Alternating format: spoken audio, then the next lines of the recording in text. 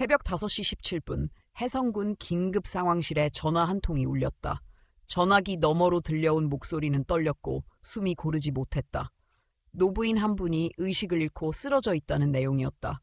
구급대는 즉시 출동했다. 주소는 봉남리. 오랜 시간 잊힌 듯한 작은 마을이었다. 현장에 도착한 구급차가 골목 안으로 진입할 때 몇몇 이웃들이 밖으로 나와 안을 들여다봤다. 저 집 서명자 할머니 댁이야. 마을 사람들 사이에서 할머니는 특별한 존재였다. 혼자 오래 살아왔고 말수가 적었지만 누구보다 이웃들에게 정이 많았던 사람. 모두가 알고 있었다. 그녀는 매일 똑같은 시간에 시장에 다녀왔고 구입한 반찬 재료를 조금씩 나누어 주곤 했다. 할머니는 마루에 쓰러져 있었다. 숨은 있었지만 불규칙했다. 구급대는 응급조치를 시작했고 병원으로 이송할 준비를 했다. 그 순간 희미하게 눈을 떴던 할머니가 갑작스레 한 이름을 불러 강현수. 강현수를 불러달라고 간청했다. 반복해서 말하며 호흡 사이에 그 이름을 삽입했다. 구급대원들은 당황했다. 강현수. 얼마 전 이 지역 파출소로 전입 온 경찰관이었다. 노부인의 요청은 절박했고 마치 마지막으로 꼭 해야 할 말이 있는 듯한 뉘앙스를 풍겼다. 상황은 심각했지만 그 이름을 잊지 않기로 했다. 병원으로 가는 길 무전을 통해 파출소에 연락을 시도했다. 파출소 야간 근무 순경이 응답했다. 강현수 순경은 현재 동인시장 교통사고 현장에 출동 중이라고 했다. 구급대원은 사정을 설명하며 가능한 한 빨리 병원으로 와줄 수 있는지 확인해달라고 요청했다. 순경은 알겠다고 했고 무전을 통해 전달하겠다고 답했다. 구급차 안 산소 마스크를 쓴 채 할머니는 계속해서 무언가를 중얼거렸다. 가까이 다가가자 그 말에 조각이 들렸다. 찾았어. 현수야. 단순한 의식의 혼란이라고 보기에는 그 감정이 선명했다. 구급대원은 속으로 무언가 이상하다고 느꼈다. 이건 단순한 환자의 외침이 아니라 오랜 시간 간직해온 그리움의 표현이었다. 그러나 이내 경고음이 울렸다. 심박수가 급격히 떨어졌다. 산소 공급을 늘리고 약물을 투입했지만 할머니의 상태는 악화되고 있었다. 의료 장비의 수치가 불안정해졌고 침묵은 구급차 안을 감쌌다. 그 순간 할머니가 약한 목소리로 다시 속삭였다. 내가 죽으면 그 아이에게 서랍을.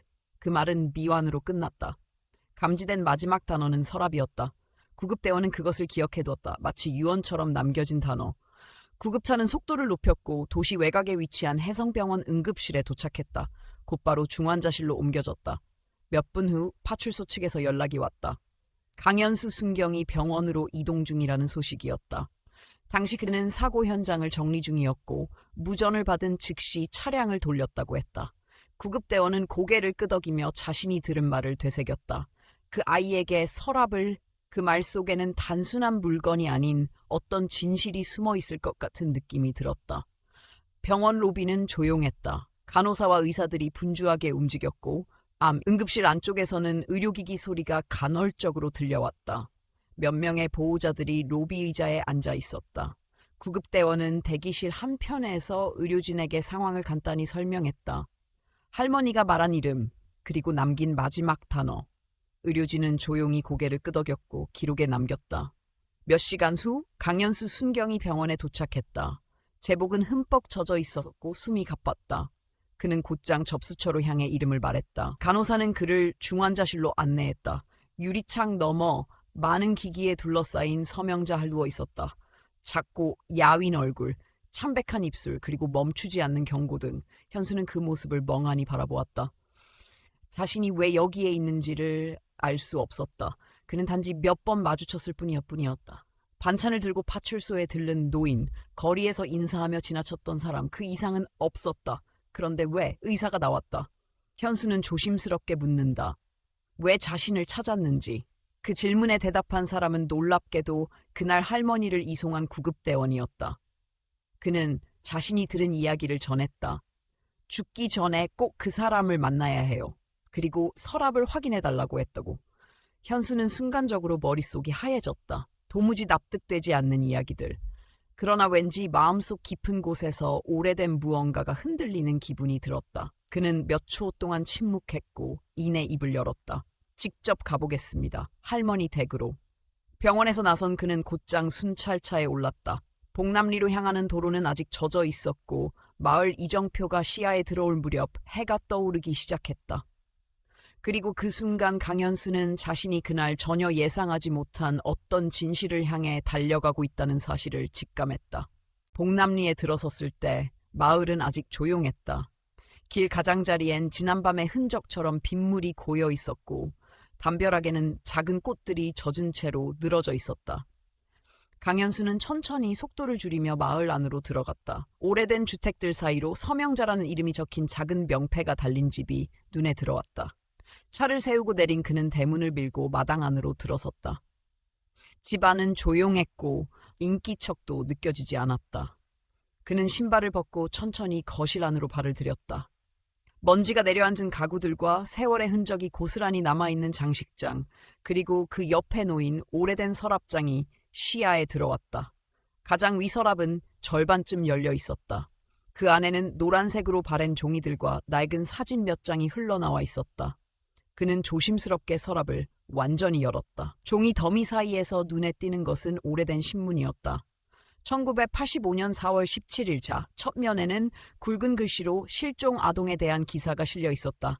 시장에서 5살 남자아이가 사라졌다는 내용이었다. 아이의 이름은 서진우. 실종 당시 파란 줄무늬 티셔츠와 짙은 청색 반바지를 입고 있었다고 적혀 있었다. 그는 그 이름을 조용히 입술 사이로 되뇌었다. 서진우. 낯선 이름이었다. 그러나 어딘가 마음이 찌릿하게 반응했다. 그는 기사의 아래쪽을 살펴보았다. 어머니가 남긴 연락처와 아이의 특이사항이 적혀 있었다. 왼쪽 가슴 위쪽에 초승달 모양의 화상 자국. 그 문장을 읽는 순간 강현수의 시선은 자신이 입고 있는 셔츠를 향했다. 어릴 적부터 가지고 있던 흉터. 고아원에서도 그 흉터에 대해 질문을 받은 적 있었지만 아무도 이유를 몰랐다. 단지 발견 당시 이미 있었다고만 했다. 그는 주변을 둘러보다가 집 안에 놓인 거울을 향해 다가갔다. 거울 앞에 서서 셔츠 단추를 천천히 풀고 왼쪽 가슴을 확인했다. 그곳에 그대로 있었다. 초승달 모양으로 시작해 별 모양처럼 퍼져나간 희미한 화상 자국. 그는 몇 초 동안 말없이 서 있었다. 심장이 천천히 요동쳤고 머릿속은 복잡하게 돌아갔다. 이 흉터, 그리고 기사 속 아이, 그리고 지금 이 집. 그는 다시 서랍 안을 살폈다. 신문 아래에는 여러 장의 전단지가 있었다. 시기별로 만들어진 듯한 실종 아동 전단지. 우리 아들을 찾아주세요라는 문장이 굵게 인쇄되어 있었고 모든 전단지 아래엔 서명자라는 이름과 연락처가 적혀 있었다. 뒷면에는 아이가 실종된 해 이후로 매년 제작된 것으로 보이는 연도별 전단지들이 순서대로 붙어 있었다. 서랍 맨 아래에는 두꺼운 사진첩 하나가 놓여 있었다. 표지에는 우리 진우라고 붓펜으로 적혀 있었다. 그는 조심스럽게 사진첩을 열었다. 사진 속에는 갓난아기 시절부터 점차 성장하는 남자아이의 모습이 담겨 있었다. 출생 직후, 100일, 돌잔치, 그리고 유치원 입학 전까지의 모습들이 연도별로 정리되어 있었다. 마지막 페이지를 넘기자 5살 계곡 물놀이라는 메모가 적힌 사진이 있었다. 웃고 있는 어린 소년. 자세히 들여다본 순간 그의 눈은 사진 속 소년의 가슴 부위에 고정되었다. 흉터가 보였다. 자신이 가진 그것과 완전히 일치하는 모양. 그 순간 강현수는 몸이 굳은 듯 멈춰섰다. 모든 퍼즐 조각이 하나로 연결되기 시작했다. 지난 며칠 동안의 이상한 감정들, 낯선 할머니가 자신을 보고 보였던 묘한 시선, 가볍게 넘겼던 인사, 반복된 관심. 그리고 지금 이 사진 속 아이와 자신의 흉터가 말해주는 진실. 서랍 속에 남겨진 것들을 하나하나 다시 확인하며 그는 확신을 얻어갔다. 이 집의 주인은 자신을 기억하고 있었고 40년 동안 그 기억을 단 한 번도 놓지 않았다. 그는 사진첩을 무릎 위에 올려두고 집안을 둘러봤다. 고요하고 오래된 공간, 이곳에서 자신이 살았을지도 모른다는 생각이 스쳐갔다. 어떤 말도 떠오르지 않았다. 머릿속은 수십 년 동안 쌓여온 물음표로 가득했고 가슴은 묘한 울림으로 진동했다. 이 흉터, 이 사진, 이 이름들, 이 집. 그는 자리에서 일어나 거실 가운데로 걸어 나왔다. 손에 사진첩을 꼭 쥐고 있었다. 뭔가 말로 설명할 수 없는 깊은 감정이 밀려왔다. 잊혀진 과거가 천천히 드러나는 듯한 느낌. 서명자라는 이름이 그에게 더 이상 낯설지 않게 들리기 시작했다. 봉남리를 빠져나오던 길, 강현수의 머릿속은 멈추지 않고 돌아갔다. 사진 속 소년과 자신이 너무도 닮아 있었고 흉터는 더 이상 우연이라 부를 수 없을 만큼 일치했다. 그러나 기억은 없었다. 그는 5살 이전의 일을 전혀 떠올릴 수 없었다. 어릴 적부터 시장 근처에서 혼자 있던 아이라는 기록만 있었고 부모나 친척에 대한 정보는 전혀 남아있지 않았다. 고아원에서 자랐고 이 경찰이 되기까지 모든 것을 스스로 감당해왔다. 그렇게 살아왔는데 지금 이 순간 모든 과거가 다시 짜여지는 듯한 충격 속에 그는 병원으로 향했다. 서명자라는 이름 그리고 진우라는 이름이 머릿속을 맴돌았다. 그는 무슨 일이 있어도 오늘 그 진실을 확인하고 싶었다. 그리고 그 진실이 사실이라면 그 80이 넘은 노인은 지금까지 혼자서 자신을 기다려왔다는 의미가 되었다. 조용한 병원 복도를 따라 걸으며 그는 마음속에 다짐을 되뇌었다. 그 여자가 진짜 어머니라면 지금이라도 옆에 있어야 했다. 중환자실 앞에 도착했을 때 의료진이 긴박하게 움직이고 있었다. 유리창 너머로 서명자 할머니가 산소 마스크를 쓴 채 누워있는 모습이 보였다. 기계에서 경고음이 들렸고 화면에는 불규칙한 심장 박동이 표시되고 있었다. 간호사 몇 명이 카트를 끌고 안으로 들어갔고 의사도 서둘러 그녀의 병상으로 향했다. 긴장감이 복도를 감쌌다. 그는 유리창 앞에서 숨을 죽인 채 그 장면을 지켜보았다. 심정지. 의료진의 목소리가 복도까지 울려 퍼졌다.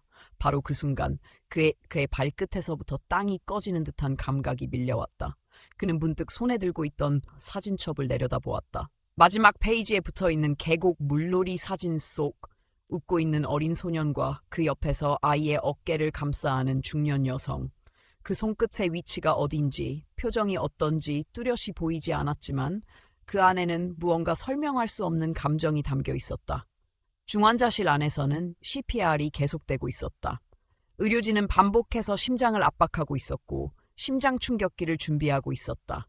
그는 유리창에 이마를 기댄 채 그 광경을 지켜보았다. 그 안에 누워있는 사람이 자신을 기다려온 어머니일지도 모른다는 사실이 지금 이 순간만큼은 더욱 뚜렷하게 다가왔다. 몇 분 후 의료진이 조심스레 병실 밖으로 나왔다. 담당 의사는 진지한 표정으로 고개를 숙였다. 상태가 매우 불안정하다고 설명했고 언제라도 다시 위기가 올 수 있다고 말했다. 면회는 불가능하다고 했다. 그는 말없이 고개를 끄덕였고 의사에게 사진첩을 보여주었다. 그리고 아주 짧게 말을 남겼다. 이 사진 속 아이가 저입니다. 의사는 잠시 사진을 바라보았고 그 표정에 놀라움과 혼란이 동시에 떠올랐다. 의료 기록상 서명자 할머니에게 자녀는 없다고 되어 있었고 그녀가 아들을 잃어버렸다는 이야기는 지역 내에서도 소문으로만 떠돌 뿐이었다. 하지만 사진 속 아이와 지금 앞에 있는 경찰의 얼굴은 너무 닮아 있었다. 의사는 다시 한번 할머니의 상태를 확인하겠다며 병실 안으로 들어갔다. 강현수는 의자에 앉았다. 손에는 사진첩이 들려 있었고 눈앞에는 유리창 너머에 중환자실이 있었다. 사진 속의 어린 시절은 기억나지 않았지만 그 표정만큼은 낯설지 않았다. 언젠가 자신도 그렇게 누군가에게 안겨 웃었을지도 모른다는 생각, 그리고 그 웃음을 기억하고 지켜온 사람이 지금 그 안에 누워있다는 확신이 점점 커져갔다. 며칠 전만 해도 평범한 일상이었다. 지역 순찰, 주민 상담, 마을 행사 지원. 그저 또 하나의 근무지일 뿐이었는데 지금은 모든 것이 바뀌었다. 그동안 수없이 꿈꿔왔던 나는 누구인가라는 질문이 지금 눈앞에서 풀려가고 있었다. 이튿날 아침 의사는 상태가 간신히 안정되었다고 알렸다. 면회는 여전히 불가능하지만 의식이 돌아올 가능성이 있다고 말했다. 그는 중환자실 앞에 앉은 채 밤을 새웠다. 병원 복도는 조용했고 희미한 형광등 불빛 아래서 그는 사진첩을 한 장 한 장 다시 넘겼다. 사진 속의 아이는 점점 자라고 있었고 할머니는 그 모든 순간을 기록해왔다. 100일, 첫 돌, 처음 걸음마, 그리고 실종되기 바로 전까지의 생일 케이크 사진. 그 모든 장면이 세월 속에서 색이 발해 있었지만 감정만은 선명했다. 그는 머릿속으로 하루하루를 상상했다. 아들을 잃은 여인의 삶. 매년 전단지를 만들어 붙였을 시간. 혼자서 그 사진첩을 넘기며 다시는 돌아오지 않는 시간을 붙잡으려 했던 마음. 그리고 혹시나 하는 마음으로 그날 경찰서 앞에서 처음 자신을 보았을 때의 심정. 아무 말 없이 그렇게 몇 시간을 앉아 있다가 그는 문득 자신이 더 이상 혼자가 아니라는 사실을 깨달았다. 고아로 자랐고 늘 혼자라고 생각했지만 사실 누군가는 단 하루도 자신을 포기하지 않고 기다리고 있었다. 그 사람의 이름은 서명자였다. 그리고 그는 서진우였다. 비로소 그렇게 그는 자신의 이름을 되찾기 시작했다. 며칠이 흐른 뒤 강현수는 다시 파출소에서 일상 업무를 이어가고 있었다. 서명자 할머니의 상태는 여전히 위중했지만 심장 박동은 안정세를 보이고 있었고 의식 회복의 가능성도 점차 높아진다고 들었다. 그 소식에 조금이나마 마음을 놓을 수 있었다. 그러나 마음 깊은 곳에는 여전히 무거운 감정이 가라앉지 않았다. 그는 업무 중에도 수시로 병원에 연락했고 퇴근 후에는 어김없이 병원 복도로 향했다. 유리창 너머에서 변함없이 누워있는 그녀를 지켜보는 것이 이제 일상의 일부가 되어버렸다. 중환자실 옆 의자에 앉아 그는 여전히 사진첩을 품에 안고 있었다. 20장이 넘는 사진 속에서 자라는 어린아이의 모습은 점차 현실감 있게 다가왔고 그 모든 순간을 담아낸 사람의 의지가 피부로 느껴졌다. 하루는 복도에서 간호사와 마주쳤다. 간호사는 조심스럽게 말했다. 강현수님, 실례지만 할머니와의 관계가? 그는 대답 대신 사진첩을 열어 마지막 페이지를 보여주었다. 그 안에 담긴 흉터와 아이의 얼굴은 더 이상의 설명이 필요하지 않았다. 간호사는 잠시 말을 잃었고 이내 고개를 끄덕였다. 더 이상 물어보지 않았다. 그날 밤 그는 병원에서 돌아와 혼자 방 안에 앉았다. 손에 들고 있던 주민등록증과 가족관계 등록부 발급 신청서를 번갈아 보며 한참을 고민했다. 진우라는 이름, 그 이름으로 살아가는 것이 어색하게 느껴졌지만 동시에 낯설지 않았다. 그는 결국 서류를 봉투에 담았다. 이제 더 이상 과거의 흔적에서 도망치지 않기로 했다. 며칠 뒤 비가 내렸다. 봄비치고는 거세게 퍼부었다. 지리산 인근에는 호우경보가 내려졌고 해성군도 비상대응 단계에 들어갔다. 마을 방송을 통해 주민 대피 안내가 나왔고 하천 근처의 저지대는 침수 우려가 크다고 했다. 봉남리 역시 예외가 아니었다. 강현수는 순찰 도중 서명자 할머니의 집이 걱정되어 그쪽으로 향했다. 도로는 진흙으로 덮여 있었고 곳곳에는 물이 고여 차량이 지나가기 어려웠다. 겨우 도착한 집 앞에는 아무도 없었다. 문은 닫혀 있었지만 불은 꺼지지 않은 채였다. 현관 앞에서 소리를 지르자 안쪽에서 문이 열렸다. 서명자 할머니였다. 병원에서 퇴원한 것이 아니었다. 그는 놀라움을 감추지 못했다. 왜 병원에서 이탈했는지, 어떻게 혼자 집에 돌아왔는지 알 수 없었다. 하지만 그녀의 눈빛은 단호했다. 그 어떤 질문도 묵살하듯 집안을 향해 돌아섰다. 그는 급히 따라 들어갔다.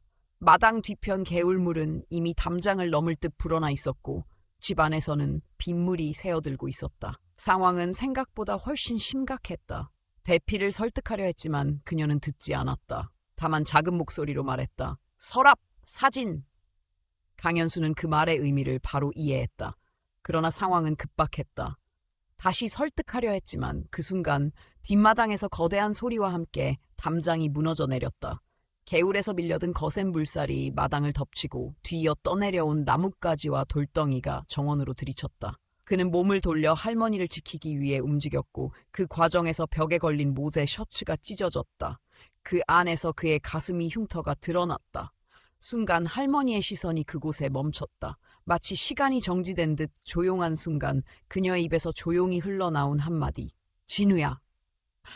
그의 마음은 순간 얼어붙은 듯했고 이내 모든 것이 확신으로 바뀌었다. 더 이상 부정할 수 없었다. 그는 그녀의 아들이었다. 사진첩도 전단지도 매년 제작된 전단 한 장 한 장도 모두 이 순간을 위해 존재했다. 물이 점점 높아지고 있었다. 집안은 이미 발목까지 잠겼고 더 머물다가는 둘 다 위험했다. 그는 마지막으로 그녀에게 말했다. 지금 당장 나가야 한다고. 이번엔 그녀도 고개를 끄덕였다. 진우라는 이름을 입에 담고 난 후 그녀의 표정은 평온해 보였다. 두 사람은 집을 빠져나왔다. 골목을 돌아 마을회관 쪽으로 향했다. 피난소에는 이미 여러 주민들이 도착해 있었고 강현수는 그녀를 안전하게 인계한 후 다시 순찰차에 올랐다. 여전히 상황은 위태로웠고 마을 전체가 대피 상태였다. 그는 운전대를 잡고 병원 쪽을 바라보았다. 거기에는 아직 그가 알려야 할 이야기, 전해야 할 마음이 남아있었다. 사진첩 속의 아이는 이제 더 이상 과거가 아니었다.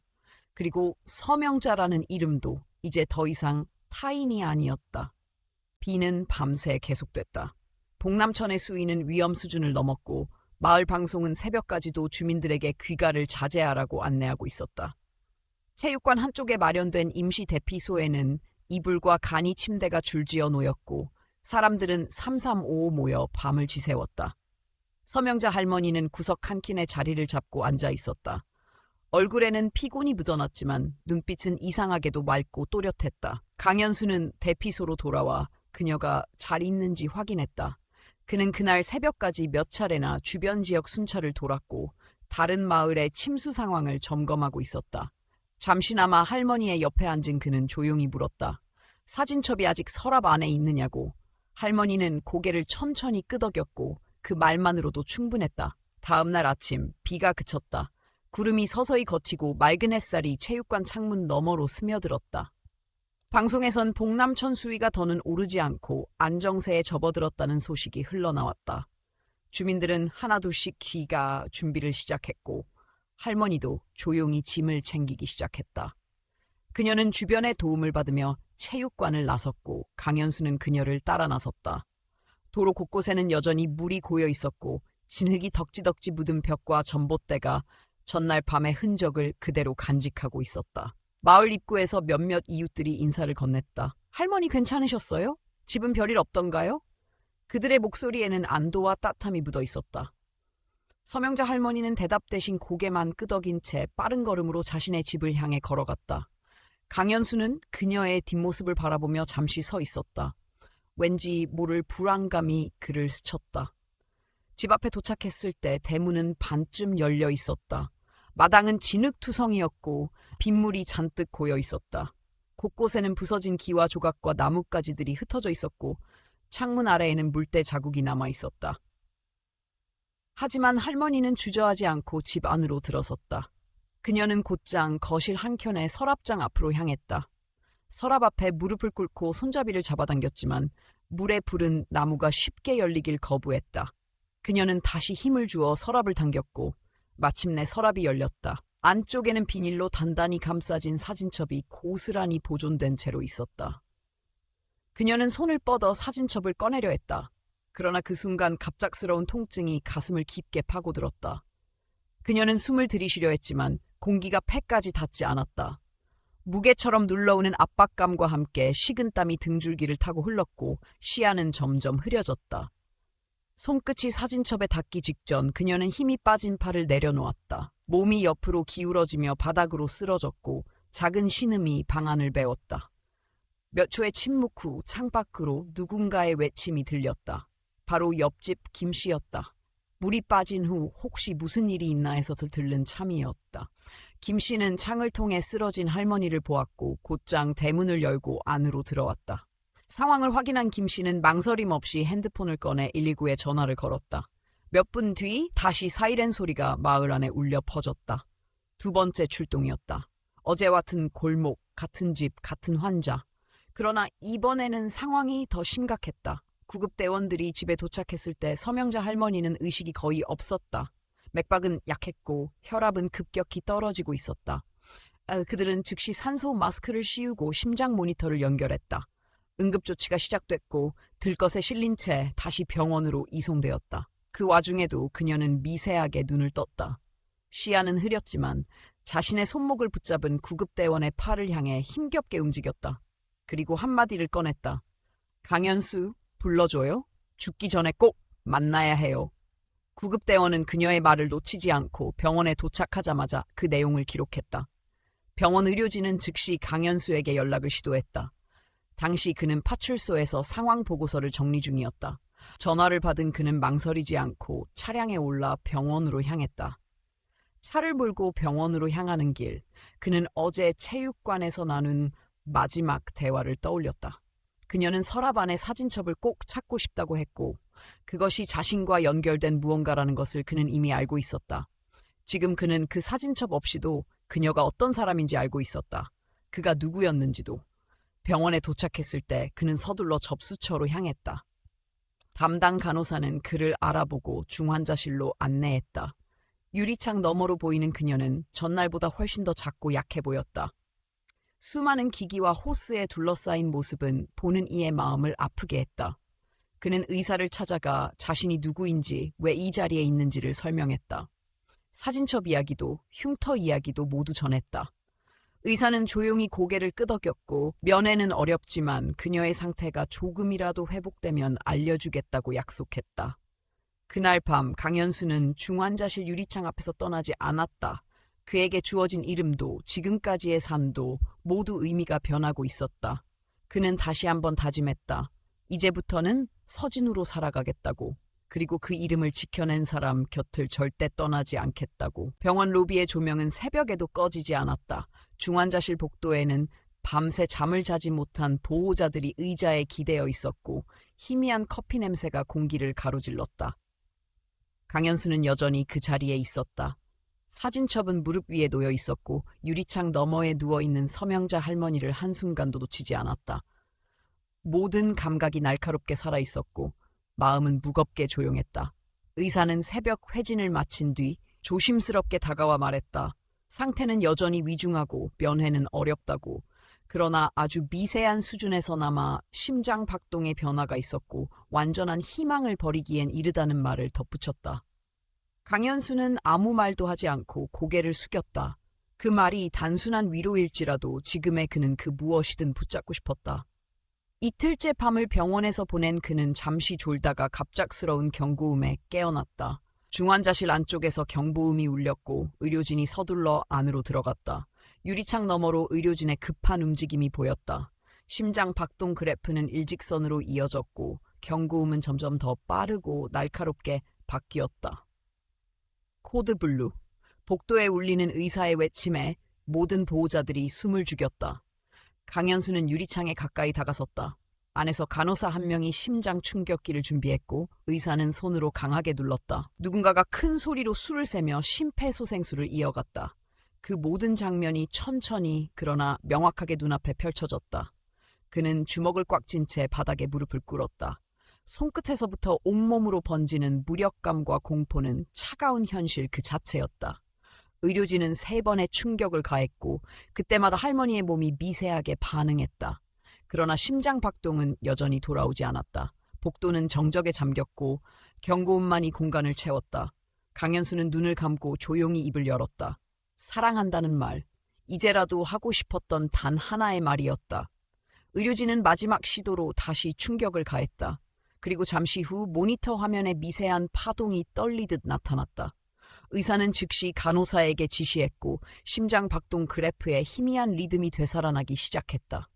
의료진은 안도의 숨을 내쉬었고 복도 밖에서도 조용한 박수가 흘렀다. 강현수는 자리에서 일어나 유리창에 이마를 기댔다. 작은 희망이 다시 시작되었다. 그날 밤 그는 처음으로 병원에서 나와 파출소로 복귀했다. 미뤄두었던 업무들을 간략히 정리하고 다시 병원으로 돌아왔다. 로비에 도착하자 간호사가 다가와 그를 반겼다. 얼굴에는 지친 기색이 역력했지만 말투는 부드러웠다. 의식은 돌아오지 않았지만 안정세를 유지하고 있어요. 곧 회복 가능성이 있을지도 몰라요. 그는 병원 측의 허락을 받아 중환자실 옆 의자에 다시 앉았다. 그 자리에서 밤을 지새운 뒤 아침 햇살이 병실 창문을 비출 즈음 의사가 다가왔다. 조심스럽게 말씀드리면 상태가 조금씩 좋아지고 있습니다. 아직 예단은 이르지만 반응이 있어요. 그의 말에 강현수는 고개를 숙였다. 며칠 뒤 서명자 할머니는 중환자실에서 일반 병실로 옮겨졌다. 몸은 여전히 약했고 의식은 희미했지만 회복세는 분명했다. 강현수는 가능한 모든 시간을 병실에서 보냈다. 직접 준비해온 죽을 수저로 떠서 간호사에게 건넸고 의료진의 설명을 들을 때면 꼼꼼히 메모했다.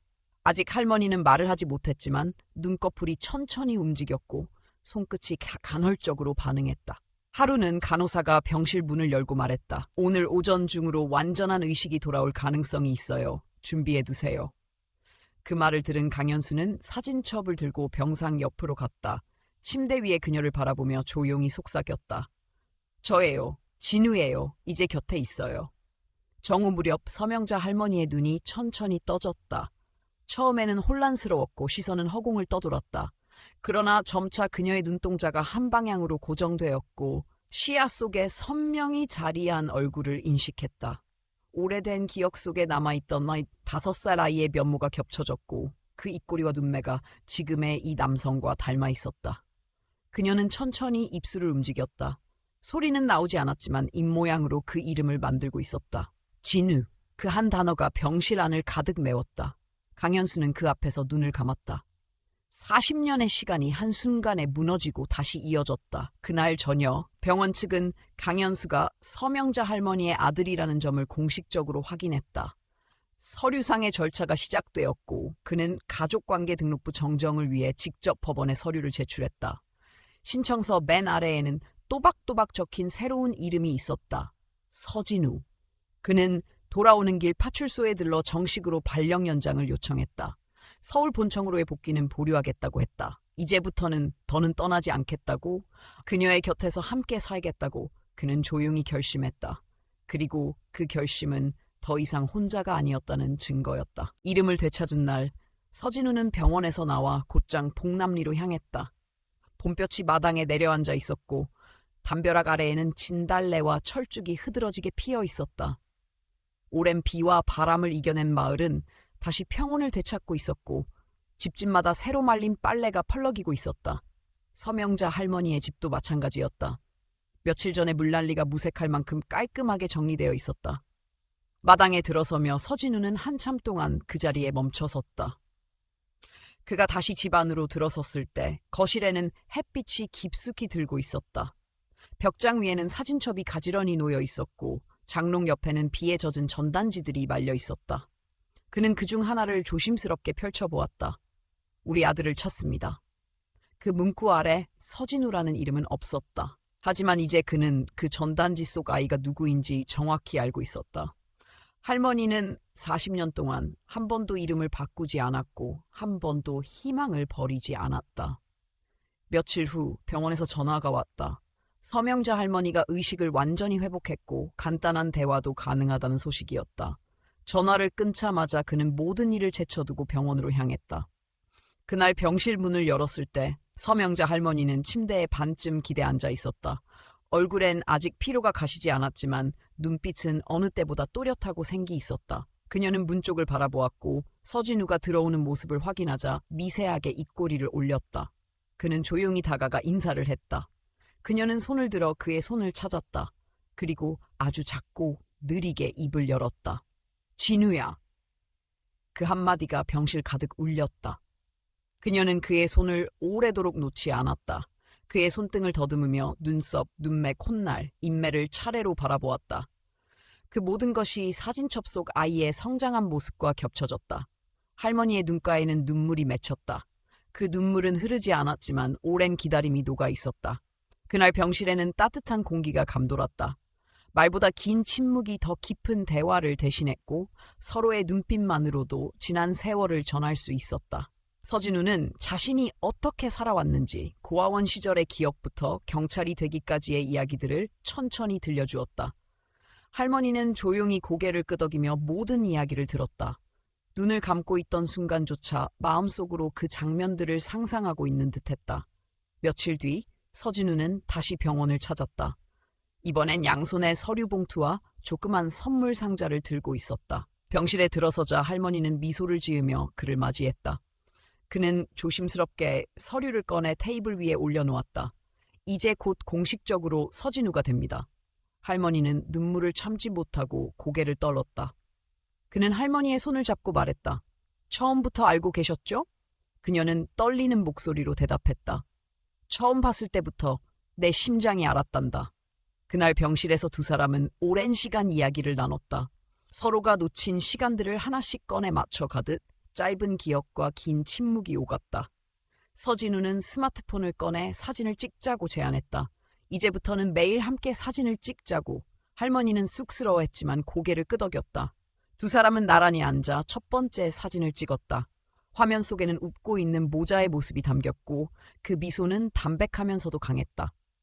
며칠 뒤 마을에서는 조촐한 환영식이 열렸다. 마을 이장은 주민들에게 간단한 음식을 준비하자고 제안했고 동네 어르신들은 직접 반찬을 만들어 왔다. 집 앞 마당에는 작은 테이블과 의자들이 놓였고 이웃들이 삼삼오오 모여 박수를 보냈다. 진짜 축하해요. 이런 일이 다 있네요. 아이고, 이제야 찾았네. 모두가 기뻐했고 모두가 함께 울었다.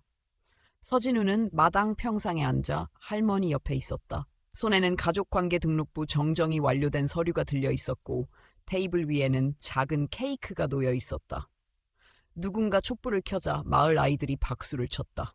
할머니는 촛불을 바라보다가 서진우의 손을 잡았다. 이젠 꿈에서도 더 이상 널 찾지 않아도 되겠구나. 밤이 깊어지고 사람들은 하나둘 돌아갔다. 남겨진 두 사람은 평상 위에 앉아 밤하늘을 바라보았다. 별빛은 또렷했고 멀리서 개구리 우는 소리가 들려왔다. 서진우는 조용히 말했다. 이제 어머니 곁으로 이사 오려 해요. 퇴근하고 함께 저녁 먹고 주말엔 산책도 하고 그렇게 지낼 수 있을 것 같아요.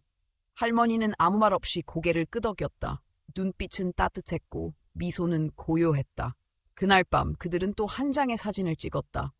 별빛 아래에서 서로를 바라보는 장면. 그것은 더 이상 기다림의 사진이 아니었다. 시작의 사진이었다. 함께 쓰는 시간의 첫 장면이었다. 초여름이 되자 봉남리의 하늘은 맑고 높았다.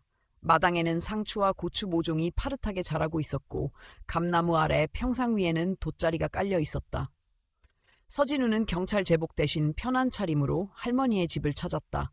손에는 정성스레 포장한 선물 상자와 서류 봉투가 들려 있었다. 마당을 지나 현관 앞에 도착하자 안에서 할머니의 목소리가 들렸다. 영호야, 들어오렴. 아직 그 이름이 어색했지만 그는 미소를 머금고 문을 열었다. 부엌에서는 된장찌개 냄새가 퍼지고 있었다.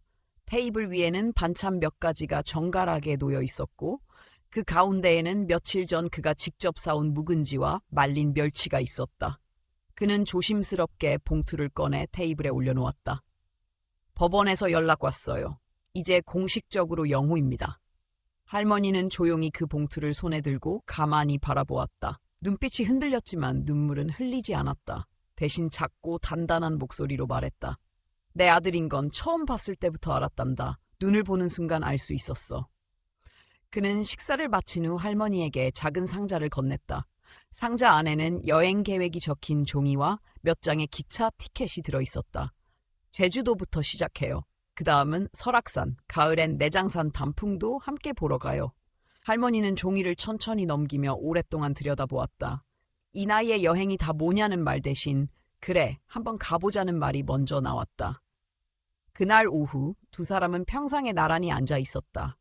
그늘 아래에서 마시는 식혜 한 잔은 달콤했고 담장 너머 이웃집 강아지가 짖는 소리가 들렸다. 서진우는 스마트폰을 꺼내 카메라를 켰다. 오늘 하루를 남기고 싶어요. 이제 매일 함께 찍어요. 할머니는 잠시 머뭇거리다가 조용히 고개를 끄덕였다. 그는 타이머를 맞추고 자리에 앉았다. 찰칵 셔터 소리와 함께 사진 한 장이 저장되었다. 사진 속 두 사람은 조용히 미소 짓고 있었고 그 표정에는 오랜 기다림의 끝과 새로운 시작이 동시에 담겨 있었다. 며칠 후 동네 어르신들이 하나둘 모여 집 앞마당에서 작은 잔치를 열었다.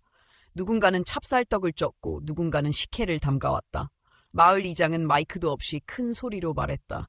이 집이 이제 진짜 다시 살아났네요. 진우 씨 어르신 옆에 꼭 붙어 있어줘요. 사람들은 박수를 쳤고 할머니는 수줍은 미소를 지었다.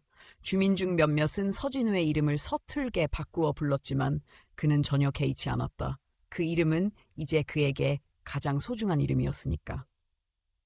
잔치가 끝난 밤 두 사람은 다시 평상에 앉았다. 별빛은 유난히 선명했고 들려오는 개구리 소리도 낯설지 않았다. 서진우는 말없이 하늘을 바라보다가 천천히 입을 열었다. 40년을 잃고도 다시 찾을 수 있다면 세상에 불가능한 일은 없는 것 같아요. 할머니는 고개를 끄덕였고 그 말에 아무런 덧붙임도 하지 않았다. 대신 그의 손을 살며시 잡았다. 말이 필요 없었다. 그 밤은 오래도록 기억될 밤이었고 더 이상 외롭지 않은 시간이기도 했다. 그날 찍은 사진은 이후 거실 한쪽 벽에 액자로 걸렸다. 사진 아래에는 작은 문장이 적혀 있었다. 기다림은 끝나지 않았다. 단지 다시 시작되었을 뿐이다. 마을 사람들은 그 사진을 볼 때마다 무언가를 느꼈다. 가족을 잃은 사람, 부모를 기다리는 사람, 혹은 자신이 누구인지 몰라 방황하는 사람들 모두가 그 사진 앞에서 잠시 멈췄다. 어느 날 서진우는 파출소 근무 중 길 잃은 아이 한 명을 발견했다. 아이는 울음을 참으며 자신이 어디서 왔는지 기억하지 못한다고 말했다. 그는 아이의 눈높이에 맞춰 앉아 조용히 말했다. 괜찮아. 어딘가 누군가는 널 기다리고 있을 거야. 나도 그랬거든. 아이는 말없이 그를 바라보았고 그 눈빛 어딘가에서 오래전 자신의 모습을 본 듯했다. 사람은 이름만으로 존재하는 게 아니었다. 누군가의 기억 속에서, 누군가의 기다림 속에서, 그리고 누군가의 사랑 속에서 사람은 다시 태어날 수 있었다.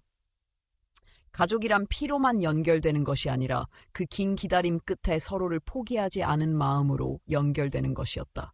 세상의 수많은 실종 아이들, 이름 없는 아이들, 혹은 존재를 잃어버린 사람들 모두가 언젠가 자신만의 이름을 되찾을 수 있기를.